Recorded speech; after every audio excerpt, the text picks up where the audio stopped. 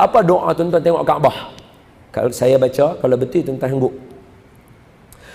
Kita pipi, kita tengok-tengok, kita kata Allahu Akbar, Allahu Akbar, Allahu Akbar, la ilaha illallah wahdahu la syarikalah, lahul mulku wa lahul hamdu wa huwa ala kulli syai'in qadir. Allahumma salli ala sayyidina Muhammad wa ala sayyidina Muhammad. Allahumma, kita doa, ni tadi tu puji, ni doa. Apa dia? Allahumma zid baitaka hadza tashrifan wa takriman wa ta'ziman wa mahabbatan wa rif'atan wa birran wa zid ya Rabb man syarrafahu wa karramahu wa 'azzamahu mimman hajjahu wa i'tamarahu tashrifan wa takriman wa ta'ziman wa mahabbatan wa rif'atan wa birran. Apa makna doa tu? Allahumma, ya Allah, zid, tambah baitaka hadza, ni Kaabah ni tambah ke dia. Apa dia?